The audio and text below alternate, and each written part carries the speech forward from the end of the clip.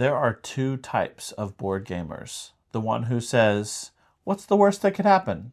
And the one who already knows what the worst is. Hey gamer friends, I'm Danielle. And I'm Josiah, and we are ready to roll.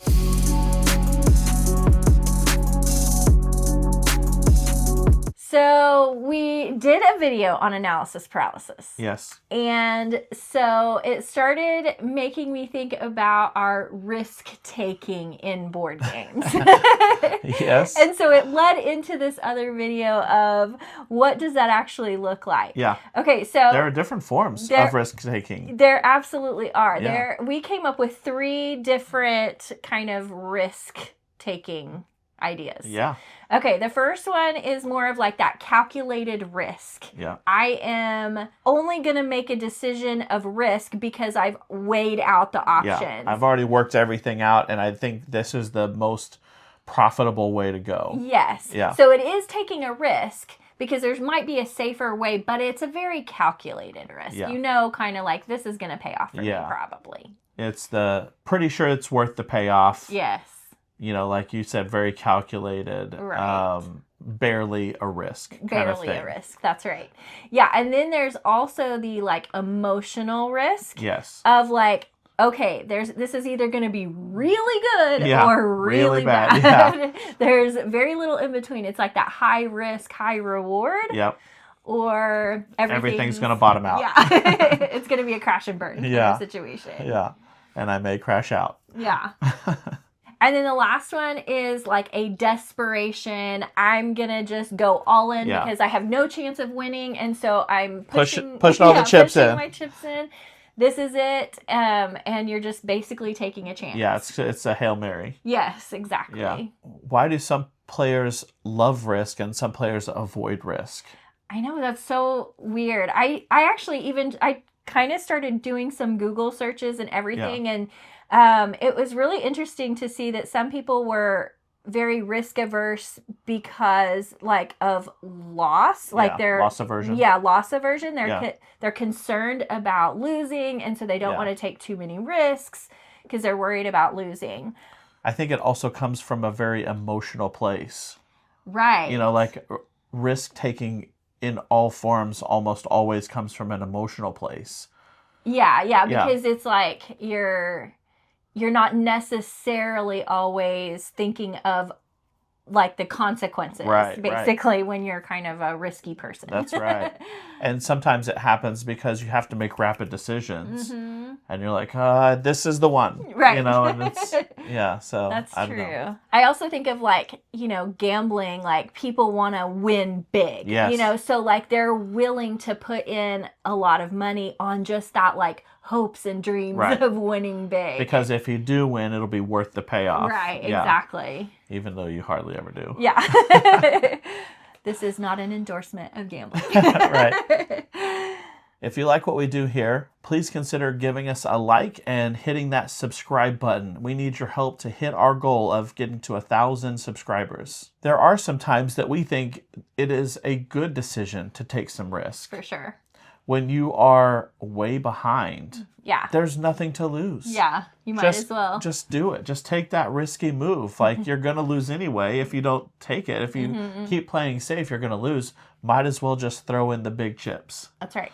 Also, another time is if the game is getting close to the end and you need to maybe take something. You need to do something. You need to take some risk to try and leapfrog the other players. Yes. You know, like, it's not time to play safe at that point. It's time to go all in. Yes. When the upside outweighs the downsides, any kind of scenario where that would be the case would be a time when you would optimally take a risk. That's right. It's like, well, this is definitely going to outweigh the downsides to it. Right. What kind of player are we? Yeah. Let's talk about that. We were discussing this before we started filming this because it's kind of an interesting little mix we have. Yes, there's a very interesting dichotomy how we play and use risk. Yes.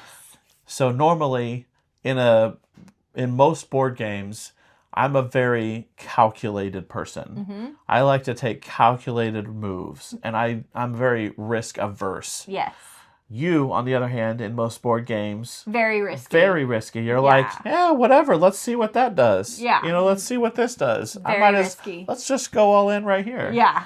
It's very interesting because when you introduce one game mechanic, it flip-flops. And that game mechanic is push your luck. Right. In push your luck games, I become extremely risky. Yes. And all of a sudden I pull way She back. becomes very safe. Yes. I'm like, okay, so an example of this would be like a flip 7. Yes. Flip 7, where it's just like one more card. Just hit me one more card. And I will be like, nope, I'm going to stay. This is good. I'm great. And I'll stay. I got 3 cards. I didn't bust. I'm going to stay. I'm good. And I am like, come on, let's keep going. I can get to 7. I can get to 7 cards. Come on. Yes. It's so interesting. And it's like that with every push your luck game that we've played. Agreed. And it's just such an interesting phenomenon. Yeah. That it's so polarizing, depending on if we're playing push your luck or any other type of game. Right. For the most part. Yeah, I wonder if that has any holdover to real life, Maybe. as a risky or not risky person, because I am kind of a safe person. I like things to be safe. I like to feel secure, all of those things. I'm not a very risky person. But if you say, let's pack everything and move to Colorado, I'd be like, okay, let's do it. I'm all in, I'm just a very spontaneous. I don't know if that's spontaneous, but yeah. Yeah, that's that spontaneous. would be. So I'm kind of that sounds great. And so I like those types of risk, but I want it to be done in a safe way, I guess. Yeah. And you're kind of the opposite. Yeah, I'm an adrenaline junkie. I love taking risk in life. Yeah, skydiving, you'd be all about it, or you have done it. Yeah. But at the same time, doing something like that would totally freak you out. It freaks me out to just pack everything up and move. I'm just going to try and find a new job and whoa, pump the brakes. Yes. So it's interesting because we're kind of opposites in real life as well. And then in gameplay, we kind of do that as well. Yeah, for sure. So I don't know. I don't know if they kind of correlate or not. Probably. Yeah. There's different types of risks in board games that we were thinking about. Yeah. There are dice can sometimes add a bit of risk anytime it's okay, now you have to roll to see what happens.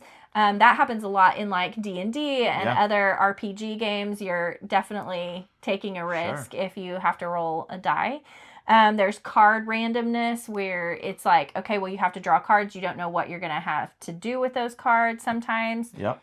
We talked about push your luck mechanics. That's definitely a big risky mechanic. We talked about social bluffing risks. Yeah. So this is something that's if you say you're playing poker and you're bluffing the whole time, so you're kind of taking this big risk that you're not going to be called out on your bluff. And so that's one of those risky behaviors, which I never do, by the way. Right.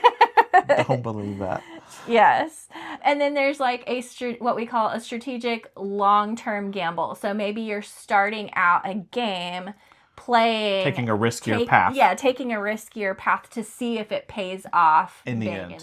And you won't know until the end. Yeah. Yeah. So it's I know when I play Lost Ruins of Arnak that I need to go up that research track, but there's other things I would really rather be doing. I'm going to do this path and see if I can make it work. Yep. Okay, so we thought it would be fun to introduce an example case for each other. Yeah. To see how risky we would be. Okay. So in your scenario, you're playing Clank. Okay. You've been everybody's been in the dungeons for a little bit. Somebody picks up an artifact. You are not quite to the one you were wanting to be at. Mm-hmm. Do you go down another level to get that more expensive artifact and then get out? Are they headed out? They're headed out. Okay. Or do you take the cheaper one that's a little bit closer and head out and just see how the scores play out? Yeah. In that scenario, I'm taking the first one I get to and I'm heading out. Okay. Because that's the push your luck, right? Yes. And I'm no, I got to get out because I'm more likely to win if I get out. If I go down for that other one, I'm going to lose. I just know it. Guess which one I'm doing? You're going down. I'm going to the more expensive artifact. Yeah, for sure. Absolutely. Okay, here's the scenario that I came up with. Okay. Dice or card drafting, either one, or, you're drafting a tile, whatever. Okay. Okay. You can either draft the tile that will help you win the game, or you can draft the tile that helps your opponent win the game. Which do you draft? Oh my gosh. Am I currently in the lead? I didn't think that far ahead. Let's say no. You're not in the lead. Oh man. And if I take the one that helps me win, they then get the one that helps them win, and then we see where it ends up? Sure. I didn't think it all the way through. Yeah, I would probably take the one that helps me win and just see where the chips fall. Yeah, this is the one where I might take the one that would help my or take the one away from my opponent. Yeah. I have a natural like sabotaging nature in me that I want to just like. Yeah. It depends on the scenario, of course, but yeah, I might take the one that somebody else wants. All right, so now let us know down below in the comments. Are you the risk taker of your group, or are you the safe player, and why? Thanks for watching, and we'll see you next time. Bye. Bye.